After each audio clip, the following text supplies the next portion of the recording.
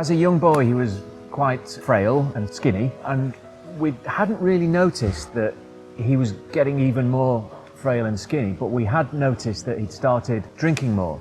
And one day his mum started getting a bit worried, and so she contacted the doctor, and the doctor asked him to come in for a test.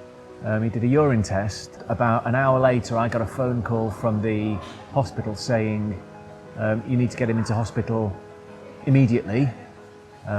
He's got diabetes. Thomas was born with a very rare microdeletion, a chromosomal syndrome, a microdeletion. And it took us a very, very long time to get a diagnosis. Speech was delayed, walking was delayed, and all the time we were trying to get a diagnosis. And eventually we went to see a geneticist in Philadelphia, and the geneticist basically did various tests and held her hands up and said, I don't know what it is. All I know is that there's something not right, and Thomas will one day plateau. His development will stop.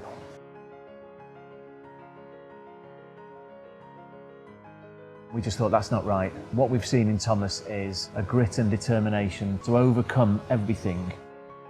When he first learned to walk, he practiced holding on and walking up and down steps. And he literally just went hours on end walking around the dining table. His brother, Archie, helping him around the dining table because he just wouldn't take no for an answer. He would not accept that he couldn't walk. And so he did. And that has been the essence of Thomas ever since.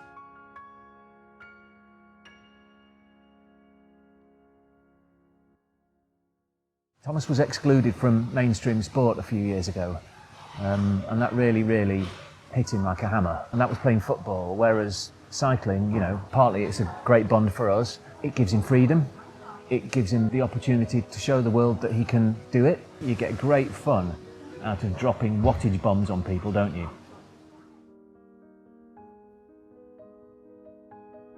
I came across them on social media shortly after Thomas was diagnosed. I followed them and I actually interacted with them and Phil Southerland once or twice on Twitter. When we first met with the team, they were racing in the Milan-San Remo race. And as we left, Phil said to him, you know, I want you to go and do some training before I next see you. We live near quite a famous hill in England called Box Hill. Phil said to him, I want you to go and ride Box Hill 3 times for training. So he did 5.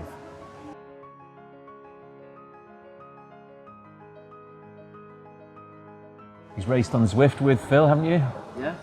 I'll come back to this one.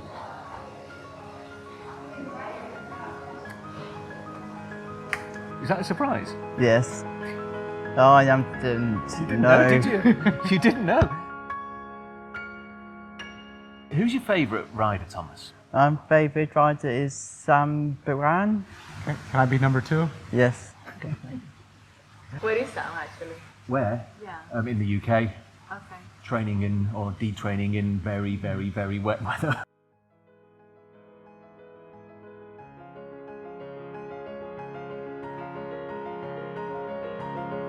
Hello.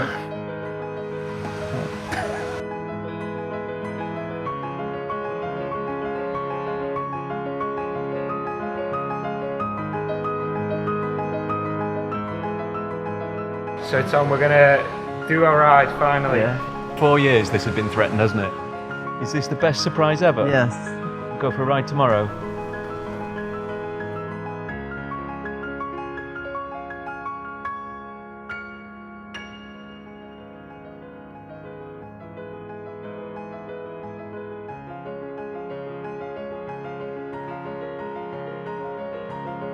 The Team Novo Nordisk is a family for us. The impact that they have, that the team, the whole organisation has had on Thomas, on our family, on our community. Can't thank you enough. We're told that we can't do this, we can't do that, we won't be anything more, and we are, you know? I have one hero in my life, and it's Tom. The Tom I met, to the Tom who did Box Hill 5 times, to the Tom who believed I can go to the Special Olympics. To me, it's the most inspiring thing in the world. It was absolutely epic. It has been a dream come true.